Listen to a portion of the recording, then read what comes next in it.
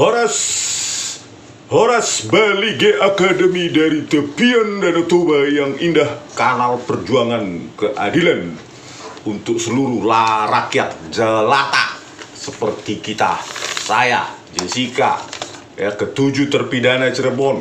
Anda semua ya akan berpotensi menjadi mangsa rekayasa mafia hukum, ya, kerjasama antara jaksa dan polisi memanipulasi barang bukti digital, merekayasanya dan menyajikan di persidangan. Itulah komplotan hukum, ya, khususnya di kasus Jessica Kumala Wongso. Kalau di kasus Vina Cirebon sengaja disembunyikan digital communication, ya, jaksa tidak menghadirkan, polisi juga tidak menghadirkan, ya. Itulah rekayasa itu yang kita alami. Oke, kali ini kita membahas yang lain dulu. Oke, ada pertanyaan. Kali ini saya sangat curiga ya, ataupun masyarakat lain patut juga curiga. Kenapa ya Jaksa Sandi Handika ini dibanding yang lain, baik di persidangan 2016 lalu atau juga di November ini, kok dia lebih paling paling getol ya. Contohnya kemarin waktu di sidangnya Pak Abimayu Abah tentang digital forensik, dia juga menyerang kompetensi profilnya Abah. Padahal Abah sendiri kan sebagai saksi ahli digital forensik itu sudah belasan tahun, 14 tahun. Kok masih penyerangannya begitu? Kayak dia paling yang nggak nyaman dengan angka matematika ataupun fakta-fakta ilmiah itu. Bagaimana pendapat Anda? Itulah ya anak-anaknya Sandi Handika ini ya. Profilnya kemarin juga Abimanyu, ya, juga diserang bla bla bla. Anda ahli IT bukan ahli digital forensik. Sok tahu aja kau luasnya bidang digital forensik itu, ya kan? Menilai orang lain padahal dirimu pun tidak tahu apa-apa tentang digital forensik yang maha luas itu. Ya, ada database security, ada digital communication, ada multimedia image video processing, ada digital evidence handling, dan lain-lain. Ya, siapa kau menilai orang? Itu loh. Ya. Kecuali hebatmu kayak apa, ya kan? Bukan hakmu menilai orang lain. Ya, nilailah argumennya di persidangan. Ya, ini orang memang suka kali ini menilai orang lain ini. Ya, seolah-olah dirinya hebat kali. Ya, itulah jaksa level otaknya anak-anak. Oke, lanjut. Nah, setelah saya search, ternyata tahun lalu setelah Netflix itu, ternyata geger juga membahas Jaksa Sandi ini yang menyangkut dengan laporan dari LHKPN per Desember 2022. Saya lihat nih di suara.com ya. Jadi masalah kekayaannya yang dicurigai fantastis dan tidak berimbang dengan pemasukannya sebagai jaksa madya ya dia. Dia jaksa madya? Ya. Golongan 4A ya? PNS kalau nggak salah.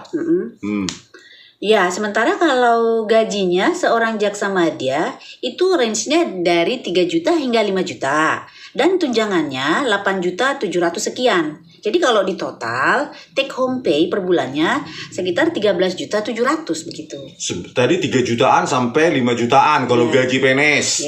Tunjangannya 8 jutaan sebagai jaksa madya, tukin. Berarti kan rentangnya cuma 11 sampai 13 juta. Per bulan.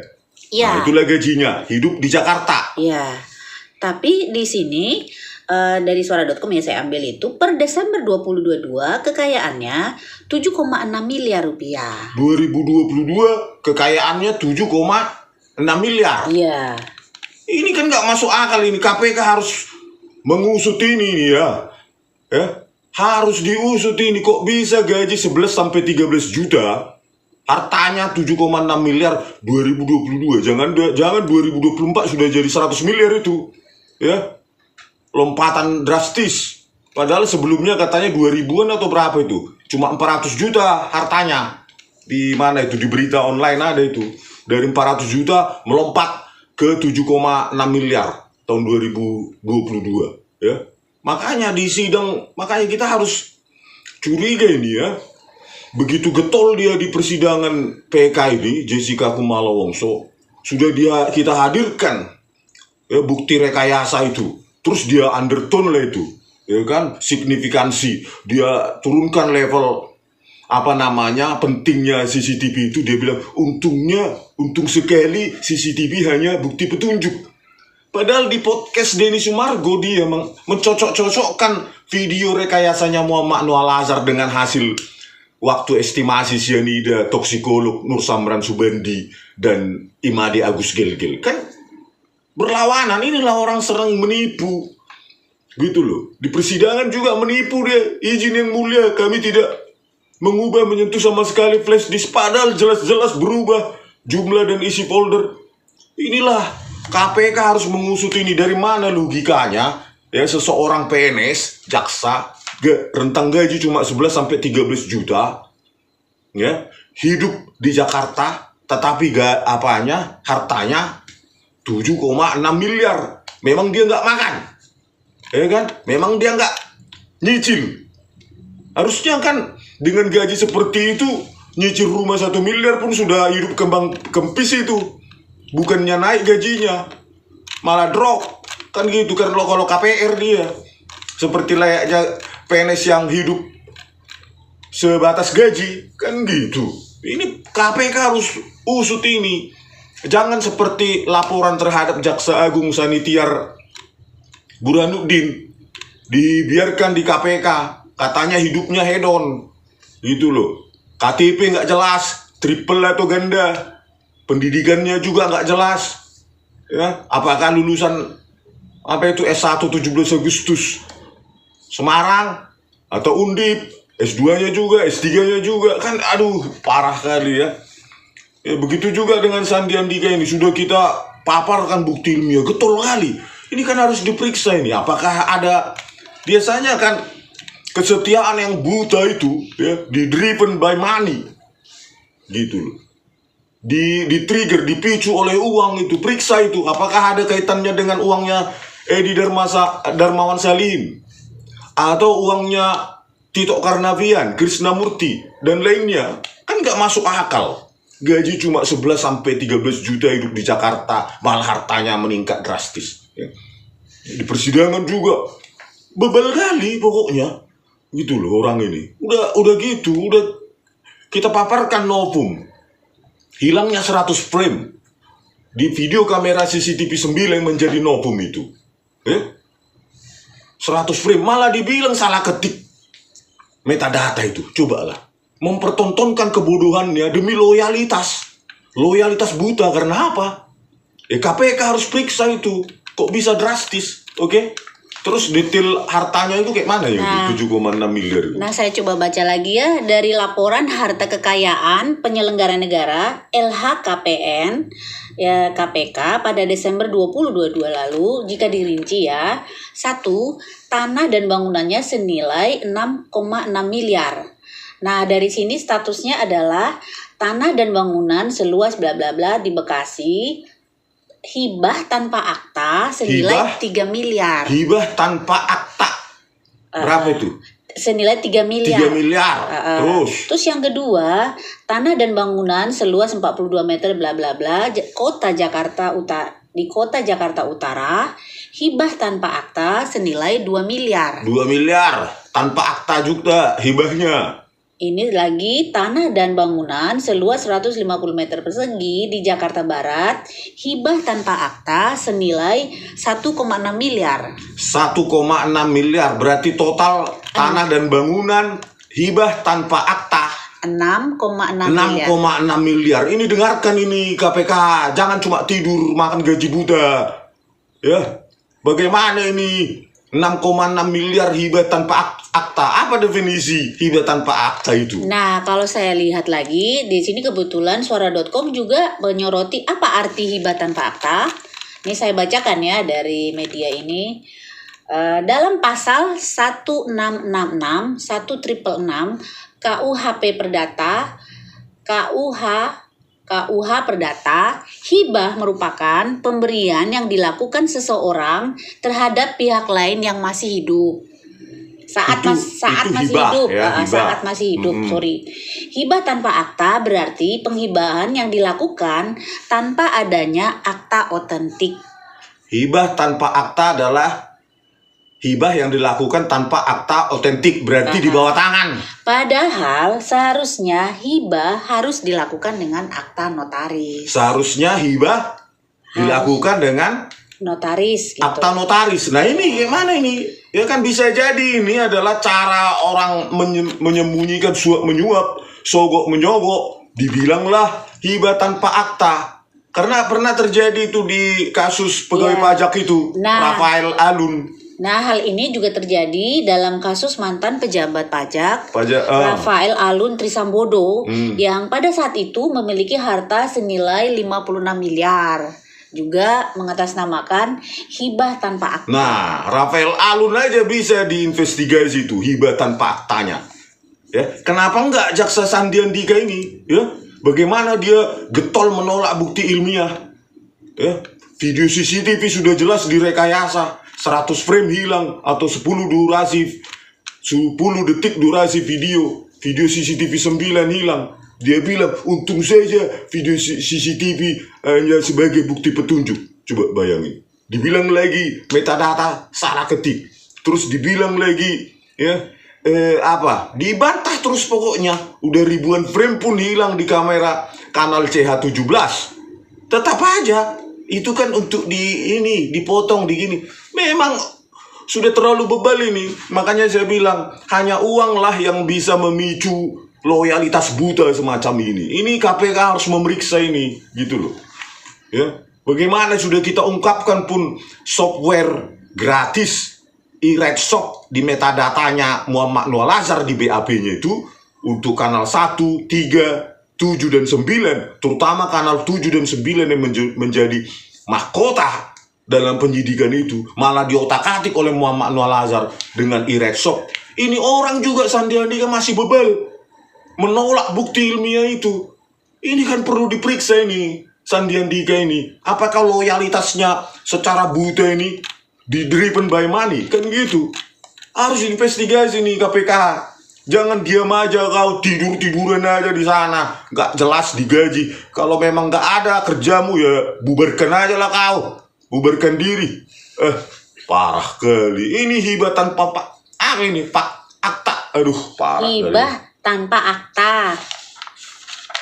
Hibah tanpa akta artinya hibah di bawah tangan, nggak jelas. Jadi uang pencucian uang kek sogok menyogok bisa aja diakui kan, tanpa akta sudah bebas. KPK harus mengusut ini. Ayo netizen kita desak supaya KPK memeriksa Sandi Handika ini. Ya, kita jangan diam. Ya, bagaimana jaksa-jaksa semacam ini ya sangat getol menolak bukti ilmiah. Padahal pasal yang mereka tersangkakan, mereka tuntut, mereka pidana itu KUHP 340, ancaman hukuman mati atau seumur hidup. Ya. Buktinya rekayasa.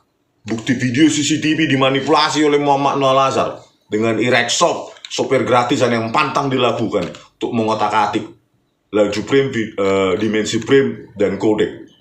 Tapi tetap aja ngotot ini Sandi Handika. Berarti kan ada something fishy di sini, ya. Ada sesuatu di sini, gitu loh. Sampai dia loyalitasnya itu begitu membabi buta, ya kan? Terus lanjutnya selain bangunan apa itu? Tanah dan bangunan. Ada lagi di sini namanya alat transportasi dan mesin. Jadi mobil Mitsubishi Pajero Sport itu hibah dengan akta.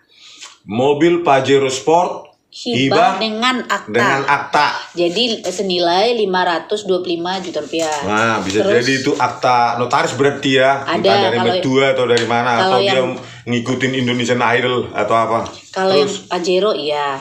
Yang kedua, mobil Mercedes-Benz sedan tahun 2016 hibah tanpa akta lagi senilai 450 juta rupiah. 450 juta mobil Mercedes-Benz tanpa akta lagi hibah. Ya. Waduh. Nah, aduh parah kali ini. KPK harus usut ini, KPK orang ini harus usut. Gitu loh. Jangan biarkan ya jaksa-jaksa kotor makan uang rakyat. Gitu loh. Bersihkan. Kalian dibayar oleh rakyat untuk apa? Membersihkan, khususnya para penegak hukum. Gitu. Logika aja lah. Gaji 11-13 juta di Jakarta. Memang dia nggak makan, nggak nongkrong di kafe, ya jalan-jalan dan segala macam. Harusnya itu kurang. Ya, 13 juta itu. Karena apa? Tentu dengan kalau cuma modal gaji itu, ya dia bayar kontrakan aja pun sudah berapa juta sebulan. Atau cicilan KPR. Ya kan? Belum lagi transportasi dia ke kerja. Ini kan nggak masuk akal ini. Hartanya ini harus diusut ini. Sedemikian teliti, seksama. Ya. Biar jangan ada lagi jaksa-jaksa semacam ini yang sangat getol menolak bukti ilmiah. Ya, sudah jelas terpampang di matanya itu, di mukanya itu, bukti rekayasa itu, tetapi tetap ditolak. Padahal ancaman KUHP 340 nggak peduli dia nyawa orang lain, gitu loh. 340 rakyat semena-mena direkayasa, nggak peduli orang ini. Harusnya kan kalau kau memang nggak ada something fishy behind di balik ini, ya tinggal mengaku, oh iya di metadatanya sudah ada ini software gratisan. Kami tanya dulu ya dosen UI, dosen ITB, dosen swasta di Jakarta, benar nggak ini pantang ini software gratisan dipakai Muhammad Noor Al-Azhar untuk mengotak-atik video visual itu ya, audio visual itu, video CCTV dengan e-redshot. Yang mana ada di dunia ini digital forensik pakai e-redshot yang katanya mengaku software standar internasional. Di situ aja harusnya kau menyerah Sandi Handika kalau tidak ada sesuatu di balik ini. Ya kan? Makanya kita desak KPK untuk mengusut orang ini. Usut KPK. Jangan coba tidur aja kalian di situ. Oke, lanjut, ada lagi? Nah, di sini ada lagi informasi dari masih suara.com ya. Oleh sebab itu, kekayaan Sandi Handika dari tahun 2021 ke 2022, artinya dalam setahun saja, dalam 1 tahun meningkat sekitar 2 miliar. 1 tahun 2 miliar meningkat dari 2021 ke 2022. 2 miliar. Gaji cuma 11-13 juta. Waduh, keterlaluan ini KPK kalau kalian nggak mengusut ini. Ya bak. Jangan cuma yang viral-viral aja. Ini loh penting untuk penegakan hukum. Bagaimana ini? Periksa juga itu Sanitiar Burhanuddin yang sudah dilaporkan ke KPK. Gaya hidup hedon. Belum lagi apa lagi tuh? Identitas, sejarah, riwayat pendidikan. Aduh, parah kali ini. Bagaimana kita mencari keadilan di pengadilan seperti ini? Kalau bukti rekayasa dibawa-bawa ke pengadilan, tidak ada jaksa peneliti, tinggal terima aja dari polisi, nggak diteliti itu video CCTV buram kabur aja, dibawa ke pengadilan. Sampai Ardhito Muardi pun di pengadilan mengaku ini kabur, buram, tetap aja dipakai di pengadilan. Jaksa macam apa itu? Ya, mau menangan aja, naik kumnya, naik jabatannya, nggak peduli dia nasib rakyat. Pasal 340 video CCTV rekayasa dan tidak peduli. Kita buktikan pun di PK itu betapa brutal barbar biadabnya Muhammad Noor Al-Azhar merekayasa. Nggak peduli juga ini Sandi Handika ini. Makanya ini manusia nggak sih ini? Adalah pertobatan kalau manusia perubahan gitu ke yang lebih baik. Nggak, masih aja dia bebel. Parah kali. Seolah-olah hukum ini milik bapaknya ya. Aduh, parah kali. Oke, ada lagi? Nggak ada lagi kan? Saya kira cukup. Oke ya, pesan terakhir KPK. Usut orang ini dari mana itu? Dalam 1 tahun, 2 miliar. Ya, dari mana harta seorang jaksa itu? Cuma gaji 11-13 juta sebulan bisa sekian miliar tuh, 6,7 miliar. Oke, salam keadilan dari kami, Bali G Academy di tepian Danau Toba yang indah. Horas, Bali G Academy dari kami dari tepian Danau Toba yang indah. Ya, ingin menyuarakan keresahan ketidakadilan kita sebagai rakyat jelata. Oke, ada pertanyaan. Ini kan temanya tentang Kapolri ya, yang tidak tegas dalam menindak. Ini beberapa kasus ini. 1, Ibtu Rudiana, Aris Papua, Gugun Gumilar, 7 terpidana pindah Cirebon. Jadi polisi-polisi yang dianggap terlibat tapi kok nggak ditindak. Bahkan pengacara Bang Jutek Wongso sudah melaporkan mereka ke Mabes 4 bulan lalu, tapi kok tidak ada progres. Bagaimana itu? Ya itulah, kita sangat menyayangkan ya mandulnya ketegasan dan tumpulnya kewibawaan dari Kapolri Jenderal Listio Sigit Prabowo ini ya.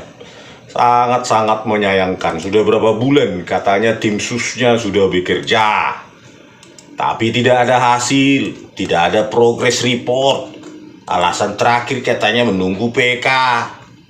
7 terpidana, termasuk 8 ya, Sakatata 8. Menunggu PK itu, kok menunggu-nunggu? Ya kesalahan adalah kesalahan. Gitu loh. Jangan beraninya kalau di luar korpsnya sendiri, institusinya sendiri. Ya. Mana ketegasan seorang jenderal bintang 4? Ya, cuma Ibtu Rudiana aja pun tidak bisa dibereskan. Ya. Ya, bagaimana kasus-kasus lain di daerah-daerah lain yang tidak ada terekspos media. Ya. Saya juga sudah pernah melaporkan 6 kali Dumas Presisi ke Dumas Presisi yang diluncurkan oleh Jenderal Listio Sigit Prabowo ini tahun 2021. Diluncurkan saat itu dengan uang rakyat, uang kita bersama. Tapi hasilnya apa? Omong kosong. 6 kali hasilnya apa? Tidak berkadar pengawasan. Apa itu? Bukti ilmiah dibalas dengan tidak berkadar pengawasan. Jadi asal-asalan, tidak ada progress reportnya Dumas Presisi ini. Jadi saya juga sudah lapor ke Komisi 3. Nggak ada hasil, cuma kami tembuskan ke pimpinan DPR, pimpinan Komisi 3, ya sudah selesai. Ya. Jadi kita lihatlah ya, rapat kerja demi rapat kerja DPR, Komisi 3 terutama dengan Kapolri. Apa hasilnya coba? Ya, akhir-akhir ini ya, ribut masalah judi online. Apa hasilnya? Memang pertemuan rapat kerja berikutnya Komisi 3 itu tanyakan hasilnya. Nggak ada. Mereka akan beralih ke isu lain, dan beralih ke isu lain, dan ke isu lain. Jadi nggak ada review apa yang sudah mereka tanyakan kepada Kapolri sebulan yang lalu, 2 bulan lalu, 3 bulan lalu, 1 tahun lalu. Apa hasilnya? Tapi kalau cuma omongan keras-kerasan gitu nggak ada gunanya. Ya, dulu juga pernah kasus Jessica disuarakan, pengadilan sesat. Apa mereka tindak lanjuti lagi Komisi 3 itu? Nggak ada. Cuma petenteng-petenteng aja mereka ngomong sama Kapolri. Harusnya kan ditanyakan bagaimana ini. Itu loh. Kelanjutannya bagaimana? Apa yang sudah Anda lakukan untuk memperbaiki ini? Ya. Jadi seperti kasus judi online ini lagi ribut-ribut sekarang di apa itu? Di Komisi 3. Lihat aja. Bulan depan rapat kerja sudah lupa itu Komisi 3 itu. Jadi inilah mentalitas ya, mentalitas cepat lupa, mentalitas yang nggak ada review pendalaman hasil yang pertemuan raker sebelumnya. Ya, itulah kualitas Komisi 3. Ya, ketika saya laporkan pun namanya Tito Karnavian, Krisnamurti, Muhammad Noel Azhar ke mereka, langsung kocar-kacir. Nggak ada mentalitas. Begitu disebutkan Tito Karnavian, langsung mereka sok buta, sok tuli, sok bisu. Inilah kualitasnya. Lihat saja nanti, apapun yang disuarakan Komisi 3 itu tidak ada yang ditindaklanjuti itu. Coba cuap-cuap aja itu. Besok rapat kerja dengan Kapolri ya balik lagi, entah ke isu yang mana. Itulah, ya. Inilah udah jelas-jelas kita tangkap bahasa Muhammad Noel Azhar. Ya, kombes dia sekarang, kombes. Ya, memanipulasi barang bukti digital dengan perangkat lunak gratisan, software gratisan bernama eRedSoft. Ya. Santai aja itu Kapolri, ya. Santai aja. Kenapa tidak ada desakan kuat dari Komisi 3? Tidak berani mereka. Cuma sekali pertemuan ngomong agak keras, setelah itu foto-foto, ya selesai. Bulan depan ya nggak tahu lagi apa yang diomongkan. Ya. Inilah wakil kita di sana ya cuma seperti itu kualitasnya, tapi ketika kampanye superhuman semua, Superman. Kita laporkan pun cuma dilapor. Sudah kami tembuskan ke pimpinan Komisi 3. 0 hasilnya sampai saat ini. Ya bagaimana dia bisa dihargai oleh Listio Sigit Prabowo? Pasti dia pada saat di raker, toh mak, ya udahlah, bulan depan juga kita ketemu, nggak ada lagi kau singgung itu. Ya ku jawab aja sekenanya, hasilnya nggak ada. Ya, itu kasus Jessica Wongso, kasus Vina Cirebon, ya itulah. Ya sampai saat ini apalah Satgas, apa itu, tim sus, nggak ada hasilnya. Ya, bolak-balik keluarga terpidana itu datang dari Cirebon ke Jakarta, nggak ada hasilnya.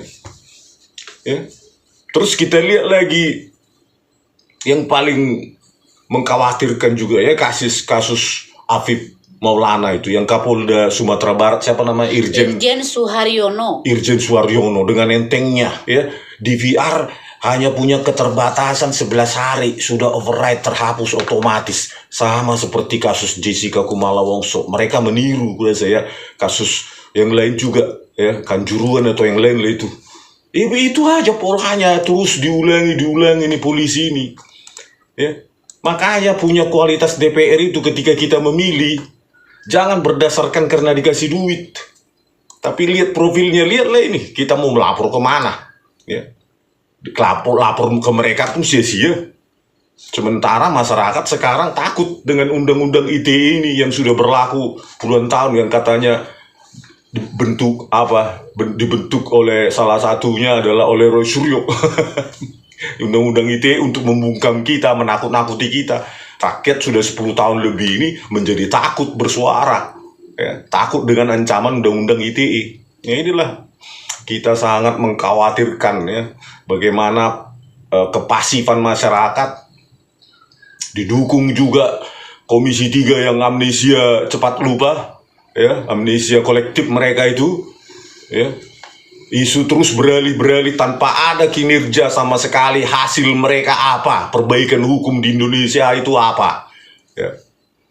Hasilnya ya semakin bobrok. Hasil yang diawasi oleh Komisi 3 adalah kepolisian Republik Indonesia menjadi kepolisian terburuk, terkotor, terkorup se-Asia Tenggara. Ya. Harusnya Komisi 3 itu malu. Bukan hanya kepolisian yang malu, mereka yang mengawasi itu harusnya malu.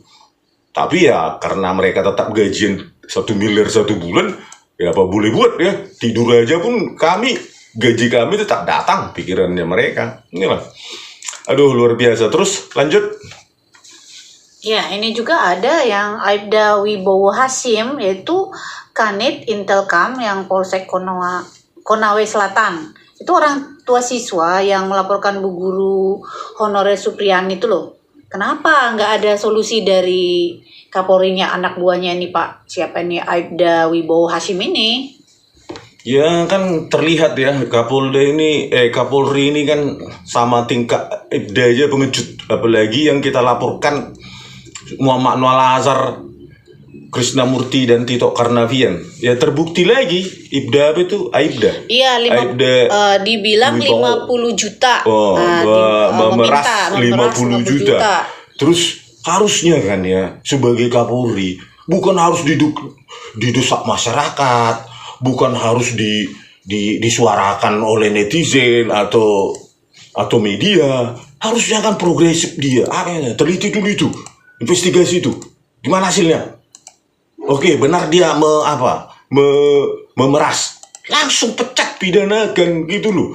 Itu baru Kapolri yang benar-benar dibayar oleh rakyat, berterima kasih dia sama rakyat, gajian tiap bulan, perutnya terus isinya dari rakyat. Kan ini enggak, tunggu dulu respon masyarakat ya. Kalau diam publik ya udahlah, diam aja aku gitu. Ini juga kasus sama semua. Jadi ya rasa pengecutnya Kapolri ini sudah keterlaluan kan. Sama Krisnamurti aja pun yang cuma bintang 2 nggak berani dia. Sudah jelas-jelas mereka merusak barang bukti digital itu di pengadilan beserta Tito Karnavian. Tetap aja dia. Sepanjang kita nggak bersuara, apalagi suaranya cuma Balige Academy yang baru-baru ini aja cuma belasan ribu, 11.000. Ya, apalah menurut dia itu? Ya, nggak ancaman. Gitu pasti otaknya itu. Meskipun sudah saya laporkan berkali-kali sampai 6 kali Dumas Presisi, ya tinggal enteng aja, tidak berkader pengawasan. Inilah mental pengecut ya. Listio Sigit Prabowo, kalau Anda benar dan bersih, pasti Anda tegas. Kalau Anda pengecut, berarti Anda jawab sendiri gitu loh. Ya, masa Kapolri bintang 4. Dan kita menyesalkan juga ya kepada Mr. Prabowo, kenapa orang ini tetap dipertahankan. Ya, pura pengecut, ya, tidak berani. Masa beraninya kalau Budi Ari katanya mau diperiksa, karena dia non polisi. Ya, walaupun dia menteri, punya nyali dia ini memeriksa. Tapi kalau kita laporkan, ya, polisi-polisi di dalam organisasi dia sendiri, seperti Kombes Muhammad Noah Lazar dan Irjen Krisnamurti, ini pura-pura idiot, ini pura-pura nggak dengar dia, gitu loh. Itulah mentalitas apalah saya bilang ya, mentalitas budak, ya budak. Budak itu penakut, pengecut, gitu loh. Jenderal harusnya kan keluar dari level budak ya, harus berani dia, terutama tegas kepada bawahannya. Apa sih Budi Ari? Ya, cuma sipil, ya panggil aja, tangkap, selesai, kan begitu. Ya.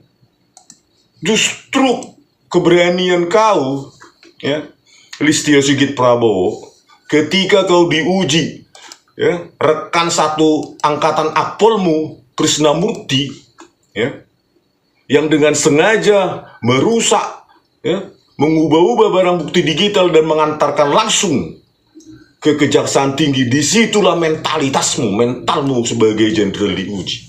Bukan karena Budi Ari, siapa itu? Menteri biasanya itu, gampang manggilnya dan menangkapnya. Tetapi diuji ketika institusimu sendiri, jenderalmu itu sendiri melakukannya. Bahkan mantan Kapolri itu, Tito Karnavian, di situ kau diuji. Kalau tidak, ya mental budak, apa boleh buat? Ya, mental budak ya memang nggak bisa diperbaiki, gitu loh. Apa boleh buat Mr. Prabowo juga memperpanjang jabatannya, ya sudahlah. Masyarakat mau berharap apa? Oke, lanjut, udah gitu aja. Ya, saya kira cukup. Oke, begitulah ya pemirsa ya, keluh kesah kita, laporan demi laporan, ya.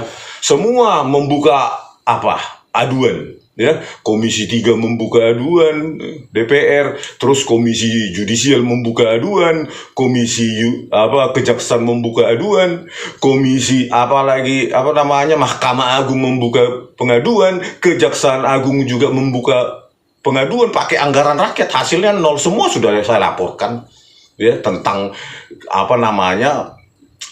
kejahatan dari Tito Karnavian dan Krisnamurti ini, berikut dengan ahlinya ya digital forensik Muhammad Noah Lazar dan Christopher Harimanrianto yang nggak ada hasil ya. Kalau dibuat lagi nanti laporan aduan-aduan tempat-tempat yang lain itu, saya sudah apatis ya, sudah bosan, nggak ada hasilnya itu ya. Jadi kita entah apa yang bisa kita perbuat, dan saya sendiri pun pesimis ya, sampai detik ini pun belum ada gebrakan dari Mr. Prabowo. Nggak tahu nunggu berapa tahun mungkin ya, nggak tahu saya. Oke, sekian dulu dari kami, Bali G Academy di tepian Danau Toba yang indah.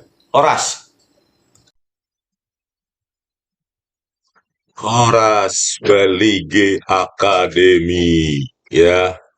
Kali ini kita akan membahas tentang asal muasal dari flash disk ya, 32 GB itu, yang merupakan barang bukti di kasus kopi bersianida Jessica Kumala Wongso ya.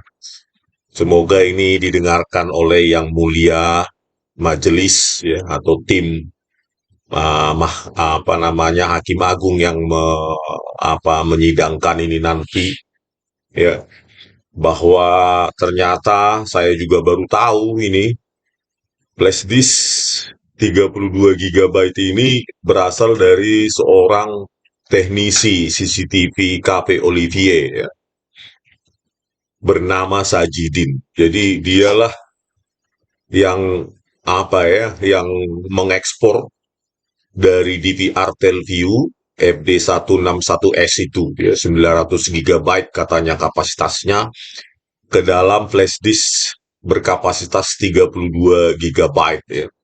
Jadi bayangkan seorang teknisi CCTV KP Olivier Dialah yang memilah-milah, memilih-milih ya, seperti CCTV 7, ya, dia potong, berarti 15.35 atau berapa itu ya, sampai 17.17, terus 17.18 sampai 18.59 gitu. Jadi dia yang memotong-motong itu ceritanya ya. Jadi kita sedikit kurang sangat tidak percaya kalau Sajidin itu benar-benar dialah yang mengekspor data digital itu dari DVR 900 GB ke dalam flash disk 32 GB ya. Sangat konyol ini yang mulia ya. Jadi asal muasal dari barang bukti BB digital ini, flash disk 32 GB itu sendiri sudah sangat bermasalah. Jadi coba kita perhatikan ya tanggapan jaksa ya pada kontra memori PK Jessica Kumala Wongso. Nah, inilah jawabannya ya. Saya juga bingung bisa begini ya. Katanya chain of custody, rantai bukti itu harus terlestari, terpelihara. Tapi inilah bayangkan flash disk berasal dari DVR dan pemindahan rekaman dilakukan oleh teknisi CCTV. Dalam persidangan, saksi yang berperan penting dalam pengelolaan rekaman CCTV telah dibacakan keterangan dalam berita acara pemeriksaan atau BAP dengan sangat jelas. Saudara Sajidin, seorang teknisi CCTV dari Cafe Olivier, menyatakan bahwa dialah yang memindahkan rekaman dari DVR ke flash disk. Hal ini didukung oleh keterangan saksi Devi Krisnawati Siagian yang menyerahkan flash disk tersebut kepada polisi. Pemindahan rekaman flash disk dilakukan karena DVR hanya mampu menyimpan rekaman selama 2 minggu dan tindakan ini dilakukan untuk melestarikan bukti yang penting sesuai dengan standar akuisisi yang diatur dalam ISO 27037. Apabila dilihat dari timeline peristiwa tindak pidana ini, tempus delicti terjadi pada tanggal 6 Januari 2016. Sementara penyitaan DVR dilakukan pada tanggal 5 Februari 2016. Artinya, rekaman yang ada pada DVR bukan dihapus, namun terhapus secara otomatis. Dikarenakan kapasitas DVR yang hanya mampu menyimpan rekaman selama 2 minggu ya. Ya, padahal di persidangan katanya hari yang sama, malam itu polisi sudah datang ke Cafe Olivier. Menurut keterangan Devi Krisnawati Siagian. Ya, di sini penyitaan DVR dilakukan 5 Februari 2016. Ya, artinya ini dicocok-cocokkan supaya DVR itu override ya. Jadi tidak bisa lagi diminta pertanggungjawaban untuk menyetel langsung dari DVR ya, seperti di persidangan Sandi Handika mengatakan DVR itu kosong, sudah terhapus katanya begitu ya. Inilah, jadi disengaja alasan ini ya, dicocok-cocokkan, padahal Devi Krisnawati Siagian mengatakan di persidangan polisi langsung datang, kenapa tidak disita kan begitu. Itu satu poin. Poin yang kedua adalah ya, bagaimana mungkin kita menyerahkan barang bukti itu hanya disediakan oleh seorang teknisi CCTV. Ya, dia yang memilih-milih video CCTV 1, 3, 2, 4, 5, 6, 7, 8, 9, sampai 16 sesuai dengan jumlah kanal DVR Telview FD161S yang terpasang di Cafe Olivier ya. Output 1920 80 pixel, laju frame-nya 25 atau 30 frame per detik ya, kodeknya itu APC atau H264. Yang itulah apanya ya. Dan itu tidak diterangkan oleh Muhammad Noor Nasr ya, sengaja disembunyikan supaya kita tidak tahu ya spesifikasinya itulah. Nah, inilah bayangkan seorang teknisi CCTV katanya sudah sesuai dengan standar akuisisi yang diatur dalam ISO 27037. Ini kan bohong ya. Padahal 270 ISO 27037 itu mengatur tentang akuisisi dari sumber primer yaitu DVR. Ya, bukan yang dari flash disk yang diserahkan oleh Sajidin ini ya, coba kita lihat ini ya. 3.5 Digital evidence information or data stored or transmitted in binary form that may be relied on as evidence. Jadi data digital atau bukti digital itu adalah informasi atau data yang disimpan atau ditransmisikan dalam biner, format biner yang dipandang sebagai bukti. Yang ke-36 ini digital copy evidence ya, ini dalam forensic imaging ya. Coba kita lihat poin 37 ini. Digital evidence first responder atau DEFR. Individual who is authorized, trained, and qualified to act first at an incident scene in performing digital evidence collection and acquisition with the responsibility for handling that evidence. Inilah ISO 27037 ya. Jadi DEFR ini adalah orang yang diberikan wewenang, dilatih, dan berkualifikasi untuk mengumpulkan dan mengakuisisi evidence, digital evidence. Jadi orang yang diberikan wewenang dan dilatih dan berkualifikasi untuk mengumpulkan dan mengakuisisi. Ya, dalam hal ini ya mengekspor data digital itu dari DVR itu, digital video recorder, tetapi ini dilakukan oleh seorang teknisi CCTV KP Olivier. Ya. Saya yakin dia mendengar ISO 27037 pun belum tentu dia tahu itu ya. Terus di sini digital evidence specialist 3.8 ya dalam ISO IEC 27037. Digital evidence specialist atau DES ya, individual who can carry out the task of DEFR and has specialized knowledge, skills, and abilities to handle a wide range of technical issues. Jadi DES itu adalah digital evidence specialist, ya, orang yang memiliki spesialisasi untuk melakukan DEFR, yaitu akuisisi dan koleksi, mengakuisisi dan mengumpulkan digital evidence. Bayangkan ini, ya. Bayangkan apakah seorang seorang teknisi CCTV ya yang yang cuma memasang-masang gitu ya, membenarkan paling kalau kabelnya patah atau dimakan tikus. Apakah dia mengikuti standar akuisisi yang diatur ISO 27037 inilah ya. Bermasalah sekali ya. Asal muasal dari barang bukti flash disk berkapasitas 32 GB ya, dan diaku di sini sesuai dengan ISO ya.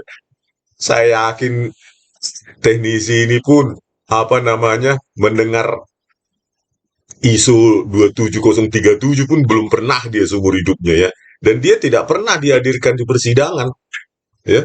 Jadi hanya BAP saja yang katanya disumpah atau apa, tapi kan dia tidak pernah diuji, divalidasi keterangannya ya, divalidasi oleh pengacara dan hakim. Ya, harusnya ini ditolak ini. Harusnya ini. Tapi itulah ya, Binsar Gultum Partai Tulus Utapaya ya menerima saja apapun terserah para jaksa itu ya, inilah. Ya, jadi selanjutnya ya, sudah asal muasal flash disk 32 GB ini juga bermasalah ya, diakuisisi, dikoleksi atau dikumpulkan oleh hanya seorang teknisi CCTV yang secara ISO ya tentu yang mereka dengung-dengungkan itu ya sangat melanggar ya, harus dilakukan oleh seorang DES yang terlatih, yang memiliki keahlian untuk melakukan akuisisi ya. Terus diakui DVR Telview itu override atau terhapus otomatis, padahal katanya Chris Davis Siagian itu polisi langsung datang. Itulah ya, lagi-lagi alasan DVR override seperti kasus Afiq Maulana di Sumatera Barat. Ya, di samping itu juga masalah selanjutnya adalah ya ini pengakuan Muhammad Nual Azhar ya, di persidangan itu dia menerima dari penyidik Muhammad Nual menerima flash disk 32 GB berisi 29 file. Sementara Christopher Harimanrianto menerima flash disk 13 file. Persidangan mereka bilang melakukan forensic imaging. Kalau mereka melakukan forensic imaging, ya, maka kedua flash disk tersebut harus otentik, identik. Ya, harus identik, harus sama byte demi byte. Ini jumlah filenya saja sudah bermasalah. 29 file, yang satu 13 file. Jadi tidak ada konsistensi isi atau autentikasi isi ini benar-benar berubah. Jadi parah sekali ya barang bukti digital seperti ini, dari asal muasalnya pun sudah bermasalah. Ini bisa dibuktikan ya, coba kita lihat YouTube-nya. Ya, ini bisa diverifikasi langsung dari YouTube Kompas TV tanpa harus kita download nanti dipermasalahkan oleh Sandi Andika ya. Jadi langsung dari YouTube Kompas TV kita buktikan di sini ya. Judulnya Ahli Digital Forensik jadi saksi sidang kopi bersianida, breaking news. Di situ di timestamp-nya, time code-nya atau waktu tayang 42.55, 42.55 ini, ya 42 menit 55 detik ini bisa didengarkan ya pengakuan Muhammad Nur Al-Azhar, isinya 29 file flash disk dari penyidik. Flash disk tersebut kita lihat, di situ kita temukan lebih kurang 29 file. Nah, itulah ya, 29 file. Ya. Selanjutnya ya, dari video yang sama ya, ahli digital forensik jadi saksi sidang kopi bersianida, breaking news, YouTube Kompas TV ya. Waktu tayang 9 jam 8 menit 24 detik. Itu bisa kita dengarkan ya. Pengakuan dari Christopher Harimanrianto ya menerima 13 file flash disk dari penyidik. Ini kan amburadul sekali nih. Untuk sekarang langsung ke dalam materi dari sisi dari flash disk. Di situ ada berapa file yang Anda teliti dan bagaimana cara Anda meneliti itu? Jadi itu saya melihat ada 13 file yang saya... Nah, itulah pengakuannya. Jadi udah inkonsisten isinya. 13 file, Muhammad Nur 29 file. Ya, udah begitu flash disk diproduksi oleh seorang teknisi kafe, teknisi CCTV kafe Olivier. Bukan penyidik yang melakukannya atau ahli digital evidence ya, atau desk digital evidence specialist menurut ISO 27037 yang mereka dengung-dengungkan. Ini kan sudah bermasalah ya. Ya, selanjutnya ya, Anda bisa lihat di YouTube sidang kasus kopi bersianida, YouTube Kompas TV, kesaksian pegawai Olivier part 2 ya, arsip Kompas TV ya. Jam tayang 52 menit 18 detik ini. Di situ dia berbohong, menipu di persidangan ya, Sandi Andika. Izin yang mulia, kami tidak menyentuh atau mengubah sama sekali isi flash disk. Dengan gampang dia menipu ya. Kalau karena ini kopi jadi bukti nggak bisa. Izin yang mulia, untuk barang bukti kita tidak menyentuh atau merubah sama sekali. Nanti ahli IT yang bisa menzoomnya nanti akan ditampilkan pada saat ahli IT versi. Nah itulah ya, tidak menyentuh, mengubah atau menyentuh sama sekali katanya. Bisa diperiksa semua ya, karena kita memeriksa langsung dari Kompas TV ya, YouTube-nya. Mereka dilindungi oleh undang-undang pers, tidak mengubah ya, langsung tanpa kita copy, kita download tapi langsung kita putarkan ya, biar jangan berkelip lagi itu Sandi Andika itu. Selanjutnya kita periksa ya, isi jumlah folder CCTV yang diputarkan jaksa ini ya. Berapa buah? Inilah berubah terus ya. Coba kita periksa. Ada bisa periksa itu tajam, full tajam, jaksa cecar Jessica di sidang kopi sianida. Ini 28 September 2016. Jessica dihadirkan sebagai terdakwa ya, bisa lihat coba. Nah inilah kan Isinya ya ini, langsung ya, jadi tidak saya screenshot, langsung dari sumbernya. Ya, CCTV 1 sampai 9, ini ada 13 folder, CCTV 1 sampai 9, date modified-nya bulan 12 Januari ya 2016, 12 Januari 2016. Kalau tadi Sajidin tanggal berapa? Coba kita periksa dulu. Nah, kalau kita lihat keterangan dari atau tanggapan memori PK Jessica Kumala Wongso ya dari jaksa itu, apabila dilihat dari timelinenya peristiwa tindak pidana ini tempus delicti terjadi pada tanggal 6 Januari 2016. Ya, harusnya 6 Januari 2016 diambil ya oleh si apa ya siapa itu Sajidin, tetapi date modified-nya itu tanggal berapa tadi? Coba kita periksa. 12 Januari ya 2016 ya, ada 6 hari itu ya kalau benar ini flash disknya. Terus folder CCTV 15 dan 16 itu date modified-nya ya, artinya date modified bisa diubah, diciptakan ya, ditambahkan. Itu bulan Juli 21 untuk CCTV 15, 26 untuk 26 Juli 2016 untuk CCTV 16. Padahal persidangan sudah berlangsung ya, sedang berlangsung ya, mulai dari 15 Juni 2016. Jadi ya penambahan atau pengubahan ya folder CCTV 15 dan 16 pada flash disk jaksa ini tidak diberitahukan kepada hakim. Harusnya kan perubahan apapun dan alasannya apa, kan gitu. Itu kan harus diberitahu, direport kepada hakim, pengacara, dan lainnya ya. Tapi itulah pengakuannya Sandi Andika tidak mengubah, tidak menyentuh sama sekali. Padahal bisa dilihat di sini, bulan 7, 21, dan tanggal 26 Juli 2016 untuk folder CCTV 15 dan 16 ya. Jadi itulah ya, berubah terus. Coba kita lihat di momen lainnya. Ya, di momen lainnya pada saat Agus Triyono dan Marlon Napitupulu dihadirkan sebagai saksi fakta di persidangan pada tanggal 20 Juli 2016 ya. Ini timestamp-nya juga sama. Bisa kita perhatikan jumlah foldernya ya. Coba kita lihat di sini.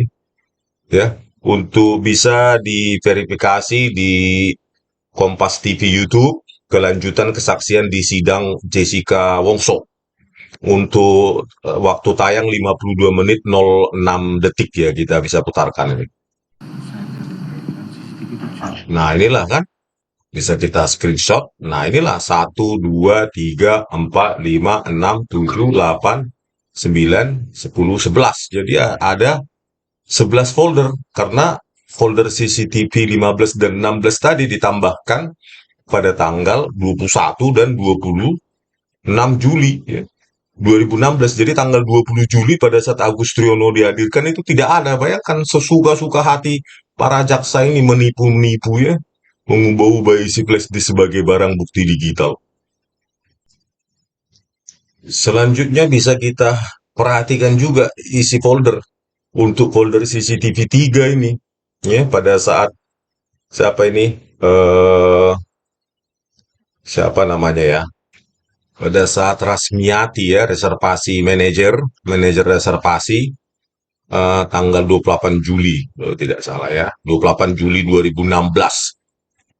Kita perhatikan isi folder CCTV 3 yang ada di tangan jaksa dan diputarkan oleh jaksa ya.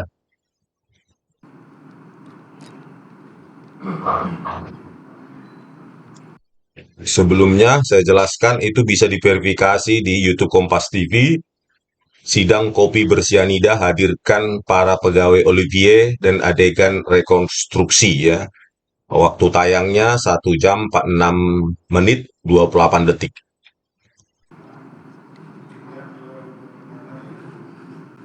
Nah, inilah dia ya. Isi folder di tangan jaksa ini. Ya. Satu warna, satu keabuan, dua file ya.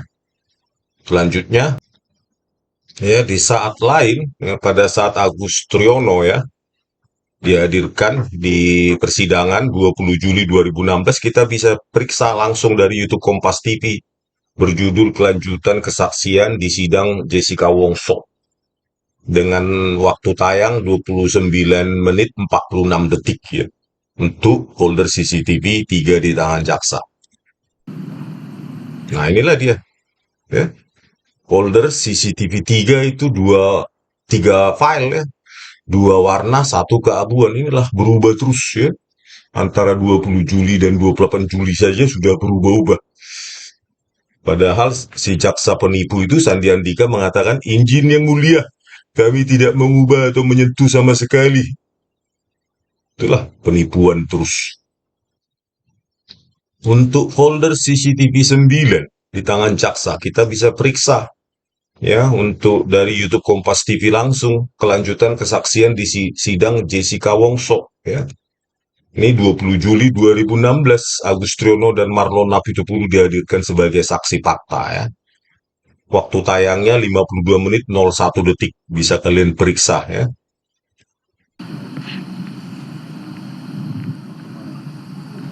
Nah, itulah dia ya, 3 file. 3 file. Nah, itu folder CCTV 9. Selanjutnya ya, ini isi folder CCTV 9 ketika Muhammad Noor Al-Azhar diminta oleh pengacara Jessica, Otto Hasibuan, ya, untuk memutarkan isi flash disk langsung dari jaksa pada tanggal 10 Agustus 2016 ya. Ini timestampnya juga sama, 10 Agustus 2016. Muhammad Noor Al-Azhar diminta untuk memutarkan. Nah inilah ya. Nah itu folder CCTV 9, kita lihat bisa tayangannya ya. Jadi hanya 2 potongan file, 2 file ini. Oh, ini dia. Ya, hanya ada 2. Padahal tadi pada saat Agus Triyono 20 Juli 3 ya. Ya, berubah terus.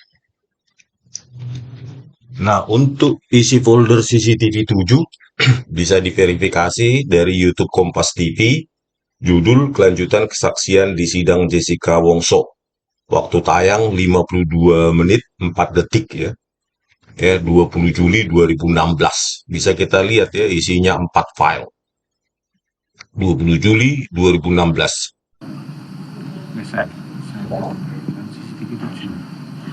Nah, itu dia. Saya ulangi.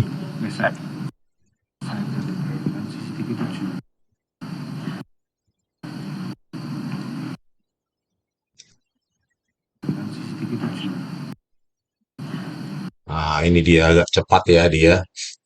Nah, inilah 4 file ya pada saat 20 Juli 2016. Folder CCTV 7 di tangan jaksa itu ya. Selanjutnya 10 Agustus 2016 ketika Muhammad Noor Al-Azhar diminta untuk memutarkan flash disk dari tangan jaksa langsung ya, diputarkan. Kita bisa perhatikan hanya 2 file ya, sesuai dengan BAP mereka. Ya.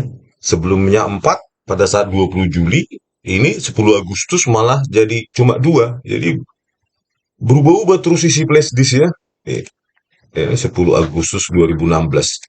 Ya, YouTube Kompas TV, ahli digital forensik jadi saksi sidang kopi bersianida, breaking news.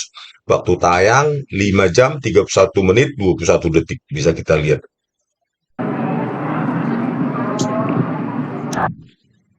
Nah, itu kan hanya 2 ya.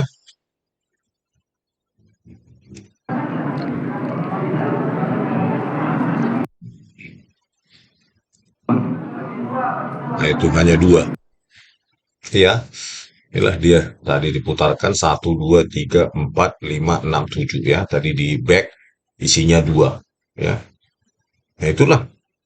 Ya, jadi hanya 2 potongan file pada saat 2 file folder CCTV 7 10 Agustus pada tanggal 20 Juli 2016 Agus Triyono dihadirkan 4 ya tadi ya. Aduh, berubah terus. Inilah yang mulia yang memutuskan, semoga menonton ini, bagaimana barang bukti digital diperlakukan mereka secara semena-mena, kan tidak fair play. atau tidak fair trial semacam itu. Jadi integritas, keutuhan data itu sudah terobrak-abrik ya. Padahal sesuai dengan pasal 6 Undang-Undang ITE harus dijamin keutuhannya. Ini jumlah file folder aja berubah, isi folder juga berubah ya. Jadi bagaimana ini yang mulia hakim ya, kita harus paham lah ini keutuhan data itu adalah nomor satu dan absolut gitu. Belum lagi Muhammad Noor Al-Azhar menggunakan ini ya, software ini e-write soft ya untuk mengotak-atik, yang mulia hakim yang mengotak-atik lebar dan tinggi frame, ini laju frame juga, kodeknya disuka-suka dia ubah, bisa mendisable audio. Inilah yang digunakan oleh Muhammad Noor Al-Azhar untuk mengabur-ngaburkan, menganimasi segala macam. Ini kan sangat keterlaluan ini yang mulia ya. Apalah definisinya ini ya, barbar, brutal, biadab, yang cocok ya 3 kata itu untuk mereka-mereka ini. Nah, inilah tercatat di video apa ya, file video CCTV 3 1555 17 18, inilah dia ya, dipakai terhadap file video CCTV 3 yang tertera pada BAP-nya ya, metadata Muhammad Noor Al-Azhar itu ya. Untuk ini juga kamera 1 juga dia pakai juga Muhammad Noor Al-Azhar itu ya, e-write soft itu ya, freeware software gratisan itu untuk mengotak-atik lebar frame, laju frame, dan kodek. Begitu juga dengan kamera 9 1535 sampai 1659, ini tercatat di metadatanya penggunaan e-write soft. Begitu juga yang kamera 7 17 17 18 39, e-write soft juga dia pakai. Padahal di sini kamera mahkota menentukan pergerakan Jessica sebelum sesudah Mirna Salihin datang ya, 17-18, yang bisa dipakai dengan jelas dan terang posisi sedotan, warna kopi, sisa volume kopi, siapa saja yang meminum. Itu malah justru dikaburkan oleh Muhammad Noor Al-Azhar dengan penggunaan freeware e-write soft. Oke, sekian dululah, semoga yang mulia hakim nanti bisa menonton ini atau siapapun yang mengenal beliau-beliau itu ya, agar memperingatkan bahayanya memanipulasi ya, merekayasa bukti digital ya. Meskipun mereka seharusnya tugas kepolisian dan tugas kejaksaan memastikan ya bahwa barang bukti itu otentik, tapi justru mereka lah pelaku rekayasa, manipulasi, mengubah-ubah, mengotak-atik barang bukti digital itu ya. Inilah potret hukum di negara Konoha, Indonesia ya. Oke, sekian dan terima kasih. Horas. Semoga berhasil ya. Amin, amin, sama-sama. Kasih. Satu perjuangan juga nih kita. Soalnya di mana waktu di Vina di Cirebon ya.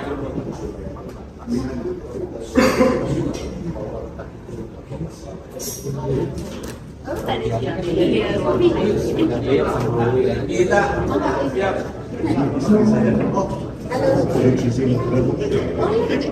Bukti elektronik boleh nggak? Yang pasti sudah jauh dari kebutuhan yang mulia. Tidak boleh menurut. Tidak boleh, baik yang mulia. Untungnya dalam persidangan 2016 ini jadi alat bukti petunjuk ya, bukan alat bukti elektronik. Saudara ahli tadi masih lama enggak? Kalau masih lama kita satu masih. Ya, kita Soalnya saya punya jawaban sendiri. Ya, untuk pembandingan warna kopi di kamera CCTV 9, Christopher Harimandianto itu sengaja memanipulasi segmen. sudah pernah disampaikan loh, jangan diulangi jawabannya. Sederhana kok, belum ya? Belum. Benar belum? Ya sudah. Oke, kita lanjut ya. Anda ngomong tuh sekarang terkait dengan metadata. Tahun 2016, Anda itu dalam putusan sudah ngomong kejanggalan pada analisis metadata BAP ahli Muhammad Nuh.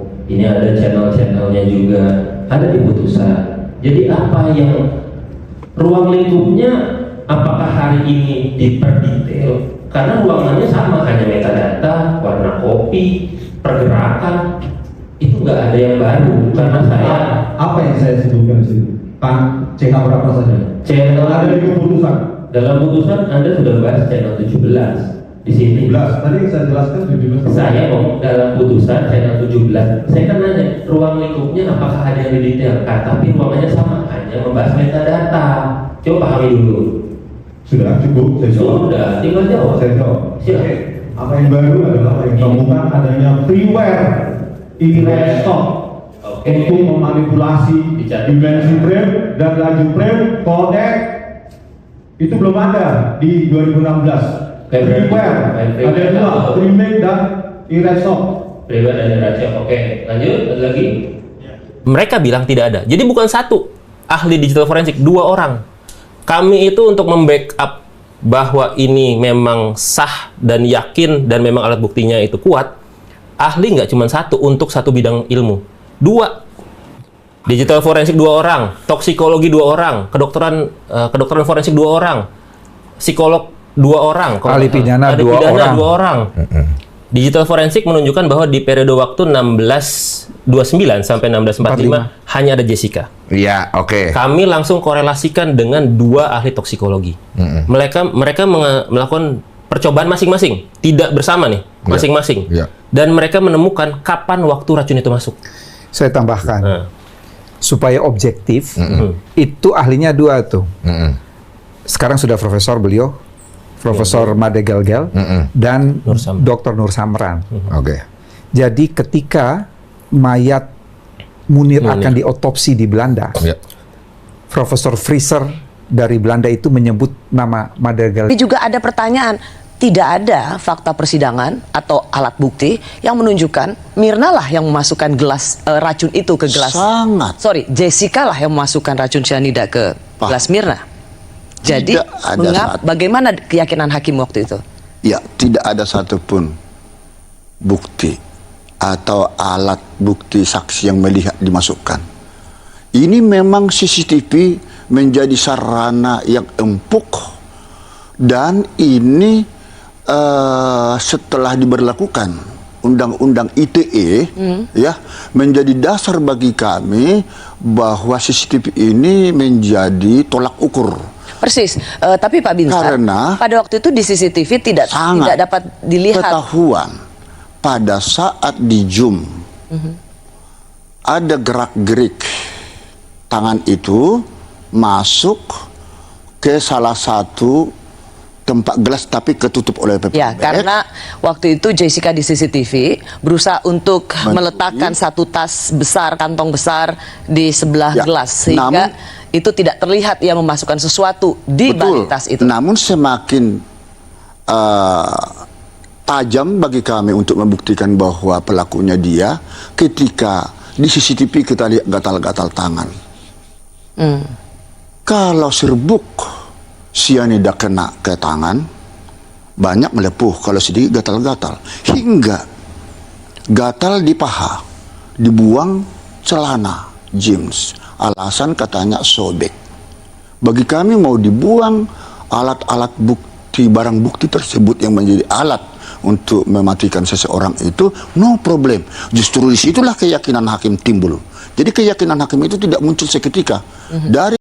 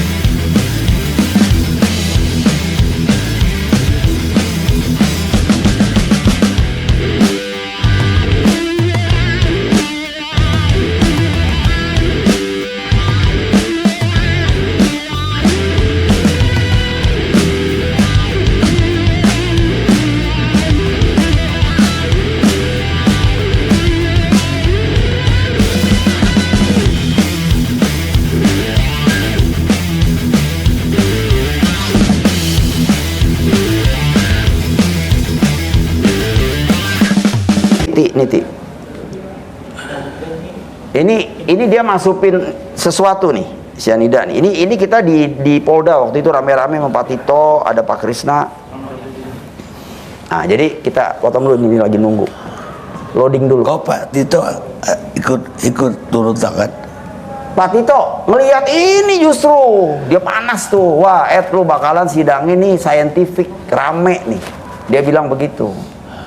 Tuh lihat tuh. Nah, ini kenapa kita nggak keluarkan dulu waktu sidang? Kita nggak mau dia dihukum mati. Biarin dia keseksa. Kalau bisa seumur hidup, maksud saya begitu. Saya maunya begitu. Jangan dihukum mati. Keenakan dia. Mati mah ditembak mati, selesai. Nah nih,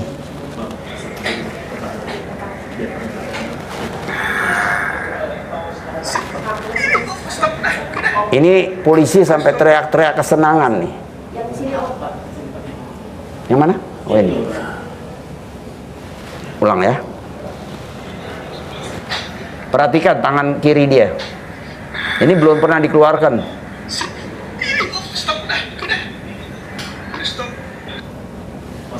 Jadi polisi sangat senang sekali itu hari sampai lompat dia.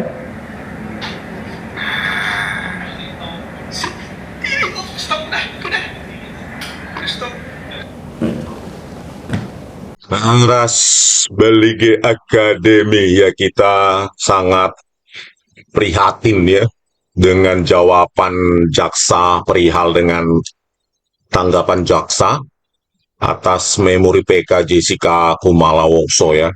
Dalam kontra memori PK mereka, para jaksa mengatakan bahwa novum yang merupakan video yang didapatkan dari stasiun TV One ya, dan di situ ada pernyataan bahwa Edi Darmawan Salihin dan Tito Karnavian dan Krisnamurti itu sengaja tidak menghadirkan potongan atau penggalan video yang ada di kamera 9 ya, untuk tidak dihadirkan di persidangan karena mereka tidak mau Jessica dihukum mati, jadi disiksa saja seumur hidup, begitu statementnya dia kira-kira ya. Jadi tanggapan jaksa atas novum tersebut adalah sebagai berikut, kita lihat. Ya, di sini dalam memori PK Jessica Kumala Wongso ya, argumennya adalah BAP Muhammad Noah Lazar ya, pada metadatanya halaman 15 28 Januari 2016 mencatat CCTV 9 pada pukul 15.35 sampai 16.59 WIB memiliki 50.910 frame ya. Sementara pada BAP Christopher Harimanrianto 15 Maret 2016 halaman 7 mencatat CCTV 9 dalam rentang waktu yang sama hanya memiliki 50.810 frame.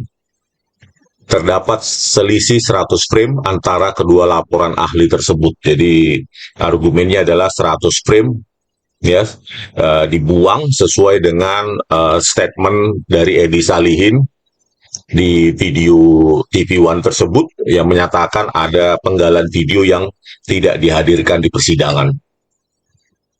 Nah, berikut adalah tanggapan jaksa atau kontra memori PK yang sangat menggelikan ya. Ini mungkin jawabannya Muhammad Noah Lazar ya, yang dikutip oleh jaksa, karena jaksa sendiri tidak paham dengan apa itu metadata ya. Saya kira ini adalah jawaban Muhammad Noah Lazar yang katanya ahli digital forensik kelas internasional, tetapi jawabannya inilah. File rekaman CH 09, jumlah frame-nya yang benar adalah 50.810 frames. Sesuai dengan hasil analisa frame pada BAP Lab 246. Adapun analisa metadata yang menunjukkan jumlah frame 50.910 adalah salah ketik. Ya. Dan ini sudah disampaikan ketika memberikan keterangan ahli di depan persidangan. Jadi ini kebohongan lagi ya. Kebohongan ditutupi dengan kebohongan. Di persidangan tidak pernah Muhammad Noah Lazar ya membahas tentang metadata, apalagi mengkoreksi bahwa metadata di BAP dia untuk CH09 ya, mulai dari pukul 15.35 sampai 16.59 itu dikoreksi atau salah ketik ya. Kalau itu ia terangkan di persidangan, maka semua argumen dia gugur. Bagaimana mungkin metadata itu salah ketik, ya? Karena metadata itu kan produk dari tools, ya, tools yang sederhana, ya. Jadi bukan diketik. Jadi kalau tidak diketik, kok salah ketik? Seharusnya dia bilang salah edit, itu yang cocok ya. Inilah ya betapa mereka sangat menggampangkan, mengkerdilkan peran dari CCTV, karena sudah kita bongkar bahwa video CCTV yang dihadirkan oleh jaksa maupun yang dihadirkan oleh Muhammad Noah Al-Azhar dan Christopher Harimansyah adalah produk rekayasa menggunakan freeware, premix, dan e-write soft ya. Kalau kita lihat sedikit tentang metadata, ya metadata itu berisi tentang ada metadata deskriptif ya, ada metadata teknis. Deskriptif itu seperti nama, penjelasan tentang video tersebut. Kalau metadata teknis yaitu berisi tentang kodek, resolusi, laju frame dan lainnya ya. Nah, inilah bayangkan ya seorang ahli digital forensik Bareskrim Polri ya Muhammad Noah Al-Azhar dengan enteng metadata salah ketik. Ini kan terlalu barbar, brutal, biadab ya mereka ini ya. Terlaluan sekali. Ya inilah metadata, contoh produk metadata ya menggunakan exit tool GUI ya. Ya, ini juga kalau kita pakai media info ya seperti ini, metadata itu bukan diketik. Ya, jadi kita melihat hukum di Indonesia ini terhadap barang bukti digital semena-mena ya. Sudah ketahuan rekayasa tapi ditutupi terus dengan kebohongan-kebohongan. Ya, kalau kalian download e-write soft ya, builder atau e-write soft build ya, di sini kan bisa dilihat sini ya.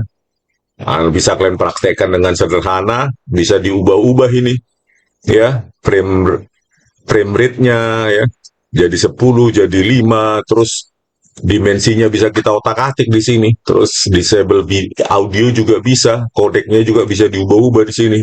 Inilah yang digunakan oleh Muhammad Noah Al-Azhar dalam merekayasa ya, mengabur-ngaburkan fakta yang sesungguhnya, dan dia tidak tahu malu ya. Saya juga bingung, manusia iblis macam apa orang itu ya. Nah, inilah isi dari BAP metadata CH9 1535 sampai 1659 di BAP Muhammad Noah Al-Azhar ya, si tukang tipu ini ya. Kita perhatikan di sini ya. Ya, kan. Nah, ini jumlah frame-nya di metadata itu 50.000 ya, 910. Bayangkan ini. 50.910. Sementara ini yang dia bilang dari file video tersebut ditemukan 50.810. Kemana 100 frame ya?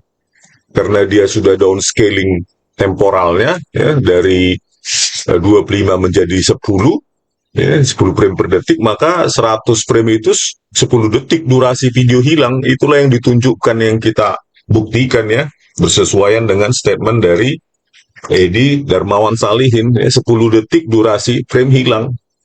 Dan di sini kita buktikan ya, untuk kamera 9 1535 sampai 1659 ini kan harusnya bisa menangkap sedotan, warna kopi, volume kopi yang disajikan oleh Agus Triyono di kamera 9, itu kan harusnya ditangkap dengan terang dan jelas dengan 2 juta pixel per frame.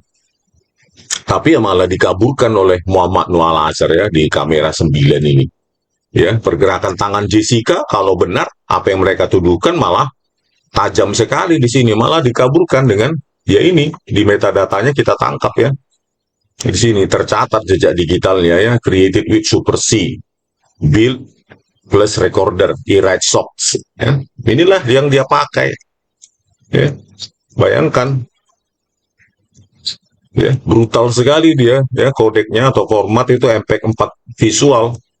Harusnya AVC atau H264 sesuai dengan spesifikasi dari Telview, DVR Telview FD161SD KPU Olivier yang digunakan, dan lebarnya menjadi 960, harusnya 1920, tingginya menjadi 576, harusnya 1080 pixel.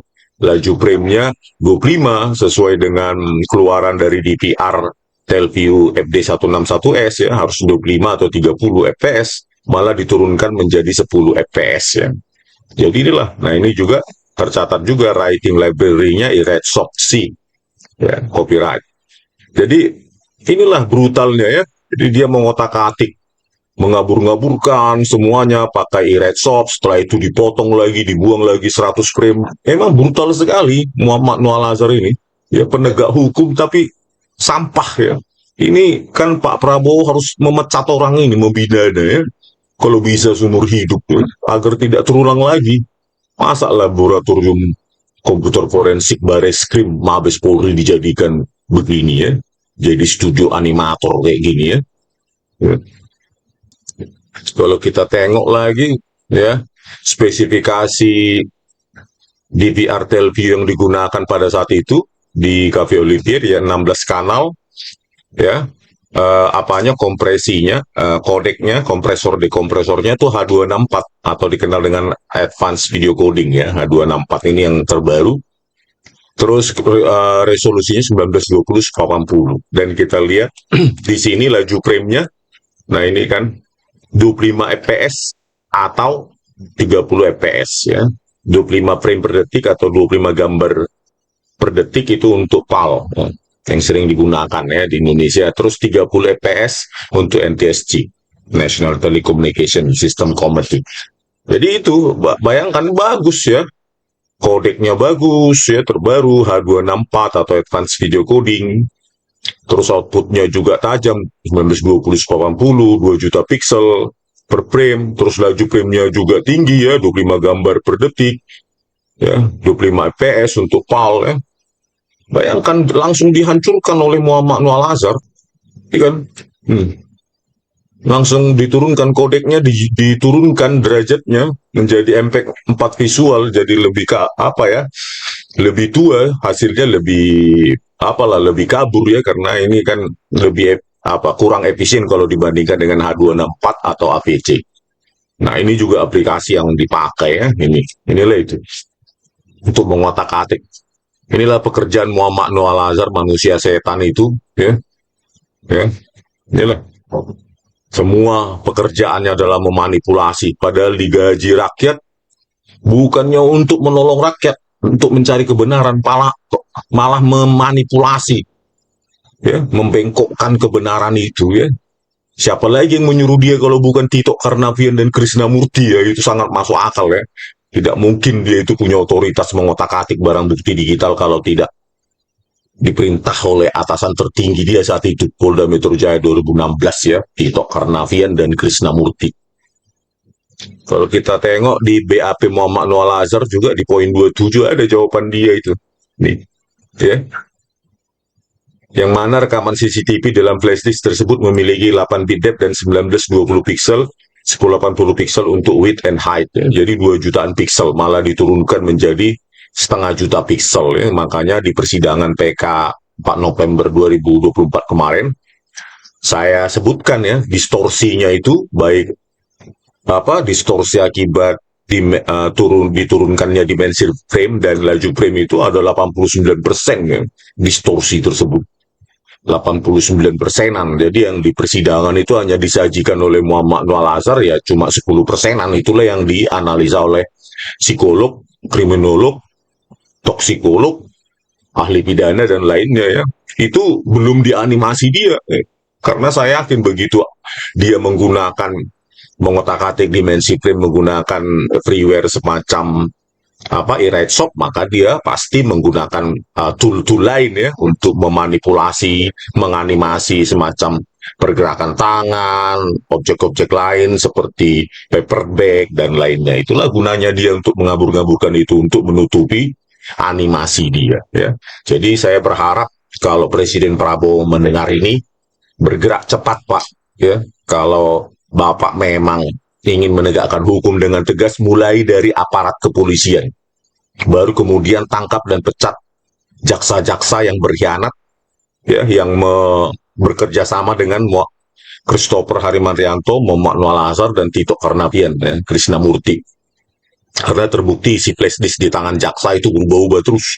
Kadang 13 folder, kadang 11 folder, kadang isi folder 7 itu menjadi 3, kadang 4, ya. Folder CCTV 9 juga begitu, kadang 2, kadang 3, folder CCTV 3 juga kadang 2, kadang 3. Itulah ya penipuan jaksa juga yang bekerja sama, khususnya jaksa Sandian Diga dan Ardhito Muardi itu ya. Kan penipu itu, Pak. Ya, harusnya ditangkap, dipecat, dipidanakan ya. Rakyat tidak mau membayar jaksa-jaksa pengkhianat semacam itu ya, bekerja sama untuk memanipulasi barang bukti digital. Oke pemirsa, sekian dulu lah ya tanggapan konyol dari para jaksa ini, mengatakan salah ketik ya, salah ketik untuk metadata ya.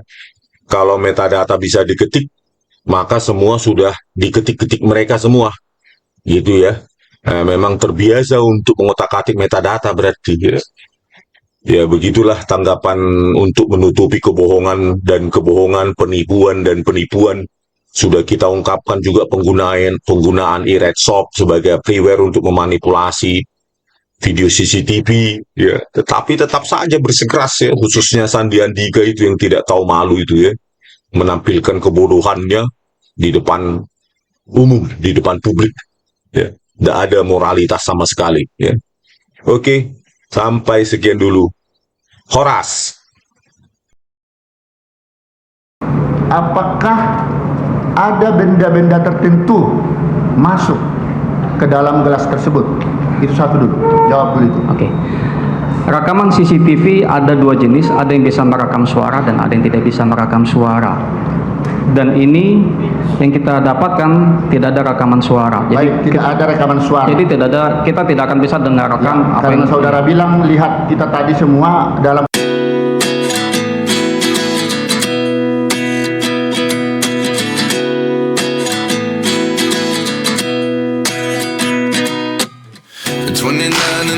myself wondering what did happen to the last 10. I ran away with my life, fast forward, never turn back. Horas Balige Academy. Ya, kita dengarkan tadi kan dari video tadi itu di persidangan, Muhammad Noah Al-Azhar lagi dan lagi menipu dan menipu terus di persidangan. Yang kita dapatkan katanya rekaman tanpa suara. Ya, penipu satu ini tetap saja menipu untuk menyesatkan hakim, pengacara, dan publik ya. Kalau jaksa ya memang mereka sudah berkomplot ya, barang bukti di flash disk berubah-ubah terus ya, pasti mereka berkomplot dengan ahli forensik digital penipu ini, Muhammad Noah Al-Azhar ya, Ketua Asosiasi Forensik Digital Indonesia pada saat itu, dan Kepala Laboratorium Komputer Forensik Mabes Polri. Ya, bayangkan dengan mudahnya dia menipu. Apa yang dia dapatkan katanya rekaman tanpa suara. Coba kita periksa spesifikasi Telview ya, DVR Telview FD161S yang dipakai di Cafe Olivier pada tahun 2016. Nah inilah spesifikasinya ya, 16 kanal, H264 kodeknya, output 1920 1080. Terus di sini laju frame 25 atau 30 ya, tidak boleh 10 karena kalau 10 tidak berguna ya untuk penyidikan, terlalu sedikit gambar per detiknya. Terus kita lihat di sini audio output, audio bitrate, ini 64 kbps ini. Punya dia ya, jadi ada suara ya. Ya itulah dia menipu dan menipu terus di persidangan. Coba kita lihat di metadatanya ya. Ya yang ada itu di kamera 1 CH01 itu punya apa ya? Di metadatanya ada audio. Coba kita lihat. Nah kita perhatikan di metadata dari kanal 01 pukul 15.46 sampai 18.30. Nah, ini kita perhatikan di sini. Ya, ini ada audio ya, ID1 MPEG audio, ya. Terus mode join stereo, kodeknya MP3, ya. Ini ada jelas ini. Terus 2 kanal karena stereo. Ini bitrate-nya 96 kbps, stream size-nya 113 MB, ya. Jadi inilah, ya, penipuannya Muhammad Noor Al-Azhar tetap terus berlangsung, ya. Mungkin udah ribuan kasus dia menipu, akhirnya tanpa sadar dia percaya atas penipuannya sendiri. Ya, kita perhatikan juga, ya, di CH01 pukul 15.46 sampai 18.30 ini dia menggunakan juga freeware bernama iRedshot, ya. Ini dia, semacam ini dia tampilannya untuk mengubah-ubah dimensi frame, laju frame, dan kodek, ya. Bahkan dia bisa mendisable audio, ya. Nah, inilah dia softwarenya, software gratisan yang di persidangan dia mengaku standar internasional FBI, CIA, dan kepolisian federal Australia. Itulah penipu, ya. Inilah director created with Super C writing application iRedshot. Di sini juga writing library iRedshot, ya, karena di DPR-nya harusnya 1920 80 dia turunkan ini lebar dan tinggi pixel.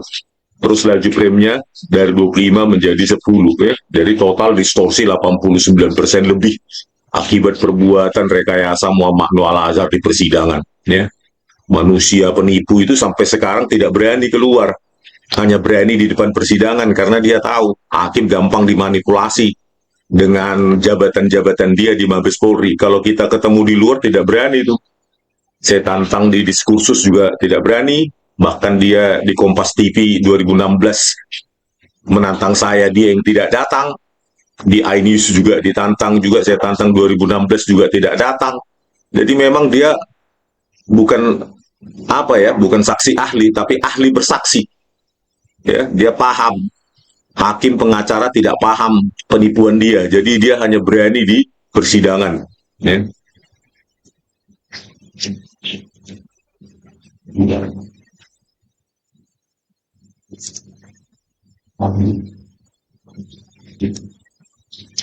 Ya, inilah, ya, dengan gampangnya para polisi jahat ini, polisi laknat ini, ya, jenderal perekayasa Tito Karnavian, Krishnamurti, dan bawahannya ini Muhammad Noor Al-Azhar, ya. Kita berdoa saja kepada Sang Pencipta, Sang Khalik, ya, agar berpihak kepada kita, karena kita ada dalam kebenaran dan kebenaran ilmiah semata. Oke, sekian dulu dari kami, Bali G Academy di tepian Danau Toba yang indah. Horas. Horas, Bali G Academy, kita berjumpa lagi, ya. Tanpa ada dialog, kita akan menjelaskan penjelasan teknis dulu. Oke, betapa barbar, brutal, biadabnya Muhammad Noor Al-Azhar ini sebagai Kepala Subdit Komputer Forensik Bareskrim Polri, ya. Sekarang pangkatnya sudah Kombes Pol. Dia memakai freeware bernama FreeMake dan iRedshot untuk memanipulasi barang bukti digital. Di persidangan Jessica Kumala Wongso pada tahun 2016, ya, memanipulasi dimensi frame, laju frame, kodek, dan lainnya, bahkan membuang 50 frame, ya, dari video CCTV 7 pukul 15.57 sampai 17.17. Manusia semacam ini sebaiknya dilenyapkan dari muka bumi ini, ya, karena kalau tidak, maka ia akan terus mengulanginya, ya, tanpa hati, memanipulasi, ya, disuruh jenderal mau saja, tanpa ada perhitungan bagaimana nuraninya jika itu terjadi di keluarganya. Inilah barbar, brutal, biadab. Oleh karena itu kita tidak boleh berhenti menyuarakannya, bahwa ini adalah kasus digital tapering paling barbar, brutal, dan biadab selama dunia dijadikan, ya, sejak Adam dan Hawa, saya kira ini. Oke, mari kita lihat, ya, sanggahan jaksa yang kelihatannya memang itu alasan dari Muhammad Noor Al-Azhar aja ini, ya, dengan Christopher Hariman Rianto. Jawabannya itu asal-asalan, ya. seperti kayak orang bego aja ya. Oke, pada sanggahannya itu ya, di memori PK Jessica Wongso itu untuk kanal 07, 1557, 1717, ya, itu di BAP Christopher Hariman Rianto 15 Maret 2016 halaman 14 mencatat CCTV 7 memiliki resolusi 1920 1080 pixel full high definition dengan laju frame 25 fps.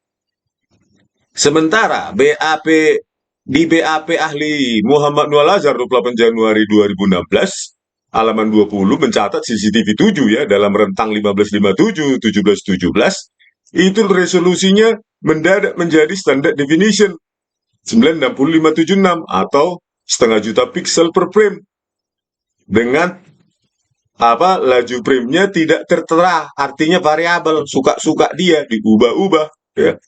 Terus di sini dibuat penurunan jumlah pixel per frame dari 2 jutaan menjadi hanya sekitar 550 ribuan pixel. Jawabannya jaksa, ini pasti jawabannya Muhammad Nual Azhar ini ya.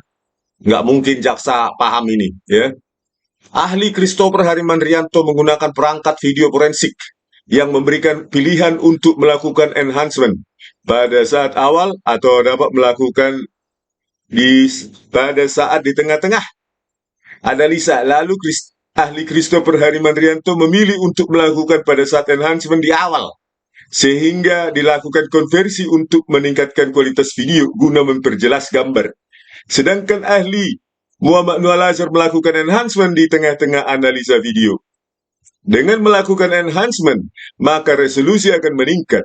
Begitu juga jumlah frame, ukuran file, jenis kodek dan pixel, sehingga membantu ahli pada saat pemeriksaan video yang terkait. Teknik meningkatkan kualitas rekaman ini atau enhancement adalah hal yang lumrah dalam analisa video forensik. Misalnya pembesaran objek, supaya tidak pecah maka kualitas resolusi ditingkatkan. Gambar yang gelap ditingkatkan nilai kecerahan, brightness value, untuk memperjelas gambar apabila ada cahaya belakang. Backlight dilakukan penyesuaian filter cahaya untuk menampilkan objek atau subjek yang tidak kelihatan. Nah, inilah jawaban karang-karangan ya. Karang-karangan, sehingga dari jawaban ini bisa disimpulkan menurut Muhammad Nual Azhar yang asli adalah yang punyanya dia 96576 standard definition 550 ribuan pixel per frame. Sementara hasil dari di BAP di metadata Muhammad Christopher Hariman Rianto 1920 1080 pixel adalah hasil enhancement. Oh gitu ya. Nanti kita buktikan ya. Kalau benar ini hasil enhancement, maka di metadatanya di metadata dari Christopher Hariman Rianto harus tertera ya nama forensik toolnya, apa yang diterapkan pada video tersebut ya. Kalau tidak ada ya omong kosong, kan begitu ya. Mana bisa cuma omong-omong ya. Kalau penipu tetap aja mencari alasannya untuk menipu. Oke, kita lihat ya contoh dari penggunaan contoh metadata ya, pada video yang telah diterapkan. Misalnya yang mereka gunakan adalah silent stills. Nah, ini harus ada metadata ini tambahan forensik. Ya ini ya, harus ada seperti ini. Metadata seperti ini ya. Forensic enhancement metadata, noise reduction level, contrast adjustment, frame interpolation, timestamp watermark, exported frames, dan lainnya. Terus processing softwarenya harus kelihatan, analisnya harus kelihatan, organisasinya harus kelihatan, catatannya juga harus kelihatan. Jadi kalau tidak ada ini, ya semuanya hanya omong kosong ya. Oke, selanjutnya kita lihat poin 27 jawaban Muhammad Nual Azhar ya di BAP-nya ya. Di sini dikatakan rekaman CCTV, rekaman memiliki ya, yang mana rekaman CCTV dalam flash disk disebut memiliki 1920 pixel untuk lebar, 1080 pixel untuk tinggi ya. Sama dengan sistem CCTV yang ada di Cafe Olivier. Apa yang dia gunakan? Oke, di keputusannya dibuat ya, ini dari website ya, bukan sembarang website Telview sendiri. Kalian bisa lihat dan diuji ya di internet, bisa diverifikasi. Jadi si Jaksa Sandi Andika itu senang kali itu. Dari mana? Internet. Jadi seolah-olah kabur, padahal itu dari website ya kita dapatkan ya. Memang itu orang selalu mencari celah ya, penipu itu ya. Jadi inilah dari websitenya kita perhatikan ya, bahwa di dalam keputusan dikatakan DVR yang ada di sistem di Cafe Olivier adalah FD161S ya, 16 channel. Inilah, lihat compression atau kodeknya ya, H264 atau dikenal dengan AVC, Advanced Video Coding. Terus outputnya 1920 sub 80. Hal lain yang perlu kita perhatikan adalah laju frame-nya. Ya, laju frame-nya hanya ada 2 opsi. Ya, tidak bisa diubah-ubah. Jadi 10, jadi 5 tidak bisa ya. Laju frame-nya 30 fps untuk PAL dan 30 frame per second untuk NTSC. Nah, inilah harus pegangan kita ya, kedua ini. Ya, poin 27 Muhammad Noah Al-Azhar dengan spesifikasi TelView untuk menguji mana metadata yang benar. Nah, kita perhatikan di sini ya. Inilah metadata dari pada BAP Christopher Harimandrianto ya, yang katanya diterapkan video forensik. Tetapi cuma ini metadatanya. Jadi omongan atau alasan jaksa yang dikutip dari dari alasannya Muhammad Noah Al-Azhar itu semua kebohongan dan penipuan ya. Ya, karena tidak ada di sini di metadata catatan video forensik yang ditetapkan, yang diterapkan untuk enhancement ya. Jadi ini telanjang saja, yang aslinya ini memang ya. Kita perhatikan kenapa asli. Lihat kodeknya 264 sama dengan kodek TelView FD161S. Laju frame-nya juga 25 ya, PAL. Terus di depth bit-nya 8 bit, 3 kanal berarti 24 bit. Lebar dan tinggi sama, output TelView ya, FD161S 1920 80. Panjang frame-nya 120 950. Nah, terus di sini dibaca dari file video tersebut ditemukan 120.950 frame ya. Inilah untuk metadata pada BAP Christopher yang dianggap sudah mengalami enhancement, padahal ini original ya, sama seperti output TelView saja. Ya, tidak ada enhancement di sini. Ini telanjang saja yang original. Kita bisa lihat kodeknya, laju frame-nya, terus lebar dan tinggi, terus tidak ada metadata penerapan video forensik di sini. Jadi itu mereka berbohong ya. Inilah yang sesungguhnya.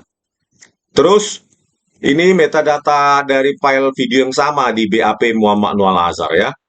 Bayangkanlah di sini nih. Inilah yang dimanipulasi oleh Muhammad Noah Al-Azhar ya, kodeknya di sini menjadi MPEG-PS ya. Terus lebar dan tinggi itu menjadi 960 576 atau 550 ribuan pixel per frame, harusnya 2 jutaan ya. 1,5 juta pixel per frame hilang. Terus di situ, nah laju frame mode variabel ini kan tidak ada, harusnya 25 atau 30. Inilah diotak-atik oleh Muhammad Noah Al-Azhar untuk mempermainkan, mengubah-ubah laju frame ya, yang harusnya dari TelView itu hanya 25 atau 30 saja. Itu saja opsinya. Inilah hasil kerusakan yang dilakukan Muhammad Noah Al-Azhar. Pakai apa? Ya, di sini tidak ada ya. Oh, ternyata kita lihat setelah kanal 17 1557 sampai 1717 berikutnya ada ya, setelah dipotong dipakai software apa itu ini dia di Right Shop ya, di sini Pak, untuk mengubah-ubah lebar, dimensi tinggi lebar dan tinggi frame, laju frame juga bisa diubah-ubah di sini, kodeknya juga bisa ubah-ubah di sini ya. Audionya juga bisa dimatikan ya. Itulah yang dipakai. Kita dapatkan di mana? Ya setelah 1717 ini kita buka. Nah ini dia di BAP Muhammad Noah Al-Azhar ya, di CH7 1717 sampai 1839 ya. Ini untuk menentukan pergerakan Mirna Salihin setelah datang. Ya inilah dia, Director Writing Application ini created with Super C di Right Software. Inilah yang dipakai oleh si penipu itu Muhammad Noah Al-Azhar, bukan melakukan super resolution, tapi ya mengotak-atiknya menggunakan e-right soft ya. Penipu, tetap saja penipu sampai mati mereka ya. Inilah yang mulia ya. Jangan didengarkan para penipu yang berseragam, yang berkedok sebagai Kepala Subdit Komputer Forensik Mabes Polri, ya, penipu, ya tetap penipu karena sudah kita tangkap basah di metadatanya. Percayalah pada metadata, bukan pada alasan-alasan yang dibuat-buat seperti tanggapan jaksa di kontra memori mereka, ya. Oke, selanjutnya saya akan terangkan juga, ya. Kita kembali lagi ke metadata di BAP Christopher Harimanrianto, ya, untuk CH07 1557 sampai 1717 dikatakan, ya, jumlah frame, ya, banyak frame itu 120.950 frame sesuai dengan ini length frame-nya ini, ya, di metadatanya 120.950 frame untuk CH07 1557 1717, ya. Di sini pergerakan Jessica yang katanya menggeser paperback 162840 terus 162950 itu memasukkan cyanida ke dalam gelas. Di sini tuh rentang waktunya, ya. Ya, kamera 7 15 57 17 17. Tapi kita lihat di Muhammad Noah Lazar dihancurkan dengan tadi itu, ya, dengan Erase Shop, software gratisan, ya. Ini dia created with Super C Erase Shop, ya. Di situ dia pakai, dia kabulkan, ya, pergerakan-pergerakan itu agar bisa menggiring hakim Binsar Gultom dan menipu publik. Selanjutnya kita lihat, ya, di metadatanya ini tidak ada jumlah frame-nya di BAP Muhammad Noah Lazar, ya. Tetapi di sini ada keterangannya 120 dari file video tersebut ditemukan 120.900 frame. Sementara di BAP Christopher 120.950 frame. Jadi di sini Muhammad Noah Lazar juga menghilangkan, ya, 50 frame dari video CCTV 7 pukul 15.57 17.17. Inilah kurang ajarnya si Muhammad Noah Lazar ini, ya, keterlaluan manusia apa ini, ya, sudah dikaburkan, ya, menjadi 0,5 juta pixel per frame. Laju frame-nya sudah diotak-atik menjadi variabel, suka-suka dia, harusnya 25 frame per detik. Dibuang lagi 50 frame dari ini, ya. Padahal dituduhkan semua Jessica, dia yang menuduhkan Jessica memasukkan sesuatu di situ, ya. 162950, menggeser paperback lah, menggeser segala macam lah, gelisah lah, ya. Inilah manusia biadab ini. Kalau Kapolri tidak malu saya telanjangi seperti ini, nggak tahu lagi itu, ya. Bayangkan Kepala Subdit Komputer Forensik Bareskrim Polri bukan hanya mengaburkan dengan, ya, menghaburkan resolusi, menghancurkan resolusi dengan free make Erase Shop, tetapi juga memotong, membuang 50 frame. Padahal vital sekali 50 frame itu. Kalau 10 frame per detik laju frame-nya, maka 10 detik durasi itu. 5 detik durasi itu video hilang. Inilah luar biasanya manusia apa ini, ya, sadis ini. Yes, inilah manusia bertampang iblis, ya. Sekarang masih dibayar rakyat ini gajinya, ya, isi perutnya masih isi perut keringat rakyat ini, ya. Seandainya ada dana kita sebenarnya kita seminarkan untuk menelanjangi ini, ya, Muhammad Noah Lazar dan Christopher Harimanrianto, gitu loh, ya, untuk mengekspos, ya. Pasti mereka disuruh oleh orang ini, si Tito Karnavian dan Krishnamurti Jenderal Sampah ini, ya. Inilah, ya, tak mungkin dia capek-capek mengotak-atik itu pakai freeware Erase Shop tanpa disuruh jabatannya, pejabatnya, ya. Kalaupun dia melakukan secara inisiatif, nggak mungkin lolos itu karena banyak pengawas di atasnya orang ini, ya. Di bawahnya orang ini kan banyak pengawas, ya. Inilah kenapa bisa lolos menjadi produk resmi Polda Metro Jaya 2016, ya, karena orang ini, si Tito Karnavian dan Krishnamurti inilah jenderal iblis yang harus kita musnahkan dari muka bumi ini agar tidak ada lagi anak cucu kita yang menjadi korban rekayasa manusia iblis brutal semacam ini, ya. Oke pemirsa, ya, itu dulu, sekian dulu, ya, kita ekspos semua para iblis-iblis ini yang sangat rakus jabatan, uang, duit, dan segala macam kehormatan duniawi yang menurut mereka itu adalah akhir dari tujuan hidup mereka di dunia ini. Oke, sekian dulu dari kami Baligi Academy di tepian dan Toba yang indah. Oras.